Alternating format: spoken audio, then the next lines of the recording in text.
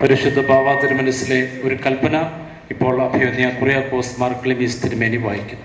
Number 325/2012.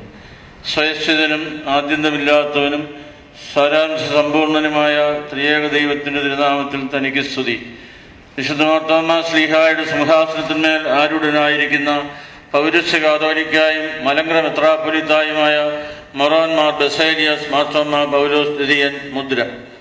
നമ്മുടെ എല്ലാ പള്ളികളിലെയും വികാരിമാരും സഹപട്ടക്കാരും ദേശത്തുപട്ടക്കാരും പള്ളി കൈസാനികളും ശേഷം വിശ്വാസികളും കൂടി കണ്ടെന്നാൽ നിങ്ങൾക്ക് വാഴ്വ്. ഏറെ ദുഃഖത്തോടും ഹൃദയവേദനയോടും കൂടിയാണ് നാം ഇത് എഴുതുന്നത്. മലങ്കര ഓർത്തഡോക്സ് സുറിയാനി സഭയിലെ മെത്രാപ്പൊലീത്തന്മാരിൽ സന്യാസ ജീവിത നിഷ്ഠ കൊണ്ടും സ്നേഹമസന്നമായ പെരുമാറ്റം കൊണ്ടും പരിശുദ്ധ സഭ മുഴുവൻ്റെയും അംഗീകാരം നേടി നമ്മുടെ മാവേലിക്കര മെത്രാസനാധിപൻ അഭിവന്യ പൗലോസ് മാർ പക്കോമിയസ് മെത്രാപ്പൊലീത്തായുടെ ദേഹവിയോഗം പരിശുദ്ധ സഭയ്ക്ക് ഒരു തീരാ നഷ്ടമാണ്. പരിശുദ്ധ സഭയുടെ ബഥനി സന്യാസ സമൂഹ അംഗമായി സഭാ ശുശ്രൂഷയിലേക്ക് പ്രവേശിച്ച അഭിവന്യ തിരുമേനി പരിശുദ്ധാത്മാവിനാൽ എപ്പിസ്കോപ്പായുടെ കൃപാവരങ്ങൾ പ്രാപിക്കുകയും മാവേലിക്കര മെത്രാസന പ്രഥമ മെത്രാപ്പൊലീത്ത എന്ന നിലയിൽ ആ മെത്രാസനത്തെ അസൂയാർഹമായ പുരോഗതിയിലേക്ക് നയിക്കുകയും ചെയ്തു.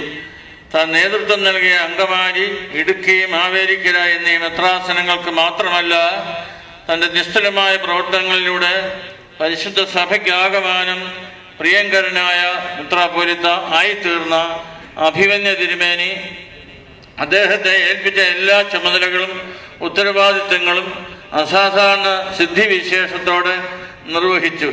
ചുരുങ്ങിയ കാലയളവിനുള്ളിൽ മാവേലിക്കരയുടെ മണ്ണിൽ മലങ്കര സഭയ്ക്ക് മുഴുവൻ അഭിമാനിക്കത്തക്ക രീതിയിൽ ഭദ്രാസന അരമന പണിതീർത്ത അഭിവന്യ തിരുമേനി താൻ ശുശ്രൂഷിച്ച ജനങ്ങളുടെ ആത്മീയവും ഭൗതികവുമായ പുരോഗതി ലക്ഷ്യമാക്കി നിരവധി ക്രിയാത്മകമായ പദ്ധതികൾ ആവിഷ്കരിച്ച് നടപ്പിൽ വരുത്തുകയുണ്ടായി. പരിശുദ്ധ സഭ എക്കാലവും അദ്ദേഹത്തെ സ്നേഹപൂർവ്വം നന്ദിയോടെ സ്മരിക്കും. സ്വർഗീയ മഹോന്നതങ്ങൾ വിശുദ്ധ മാലാഖമാരോടും പൂർവ്വപിതാക്കന്മാരോടും ഒപ്പം ഈ പിതാവും ദൈവസ്നേഹം നമുക്ക് വേണ്ടി മധ്യസ്ഥത അണയ്ക്കുമെന്നതിന് സംശയമില്ല.